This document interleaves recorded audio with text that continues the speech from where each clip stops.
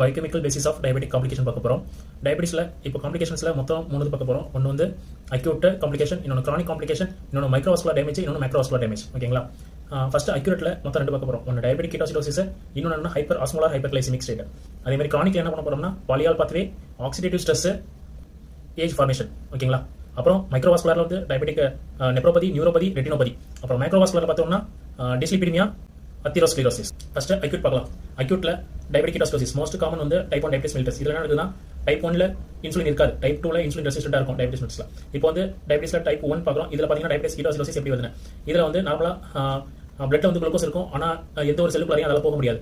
So வந்து hormone glucagon first activate ஆகுது. Glucagon வந்து ஹார்மோன் சென்சிட்டிவ் லைபேஸ் ஆக்டிவேட் பண்ணுது. அது மூலமா ஃப்ரீ ஃபேட்டி ஆசிட்ஸ் ஏதாவது அடிபோஸ் டிஷ்யூலேருந்து ஃப்ரீ ஃபேட்டி ஆசிட்ஸ் பிளட் மூலமா லிவருக்கு போகுது.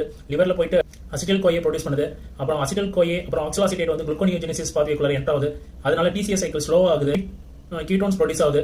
அது என்னன்னா acetoacetate, acetone, beta hydroxybutyrate பேஸ் பண்ணி தான் எனர்ஜி யூட்டிலைஸ் பண்ணி உடம்பு வாழ ஆரம்பிக்குது.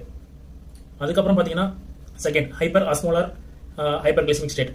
இது குளுக்கோஸை எடுத்துக்கல, அதே சமயம் கீட்டோஜெனிசிஸையும் சப்ரஸ் பண்ணுது. இங்க வந்து டைப் 2 வந்து மோஸ்ட் காமன்.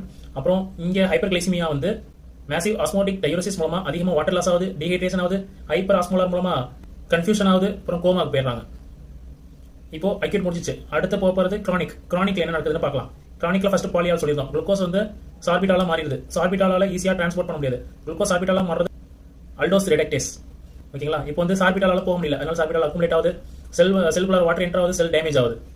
இதனால லென்ஸ்ல கேட்ராக்ட் வருது, லென்ஸ்ல நியூரோபதி வருது, ரெட்டினோபதி வருது. அடுத்தது ஏஜ் ஃபார்மேஷன், அட்வான்ஸ் கிளைகேட்டட் என் ப்ராடக்ட். இந்த இடத்துல வந்து குளுக்கோஸ் வந்து புரோட்டீன் கூட சேர்ந்து அட்வான்ஸ் கிளைகேட்டட் என் ப்ராடக்ட்டை ப்ரொடியூஸ் பண்ணுது.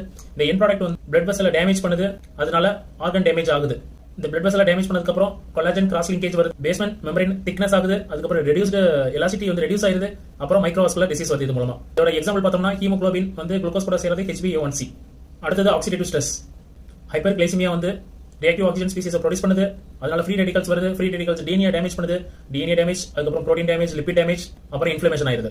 அப்புறம் மைக்ரோவாஸ்குலர் பார்த்தோம்னா ஃபர்ஸ்ட் எடுத்தோம்னா ரெட்டினோபதி பார்க்கலாம். ரெட்டினோபதியில ரெட்டினா கேபிலரிஸ் டேமேஜ் ஆகுது, புவர் பிளட் சப்ளை, அதனால டயபெட்டிக் ரெட்டினோபதி வருது. அடுத்து டயபெட்டிக் நெப்ரோபதி. இதுல பிளட் வெசல் டேமேஜ் ஆகுது, பேஸ்மெண்ட் மெம்பரேன் திக்னஸ் ஆகுது, புரோட்டீன் லீக்கேஜ் இருக்கு, அதுக்கப்புறம் அதுல இன்ஃப்ளமேஷன் வருது, அது progress to chronic kidney disease ஆகுது, அப்புறம் ரீனல் ஃபெயிலியர் ஆயிருது. Diabetic neuropathy. இது வந்து மைக்ரோவாஸ்குலர் டிசீஸ் பாலியால பார்த்தோம்ல, அதே தான். நியூரோபதினா டிங்லிங், நம்னஸ் இதெல்லாம் வந்து வருது கை காலில். அடுத்தது மேக்ரோவாஸ்குலர் டிஸ்லிபிடிமியா.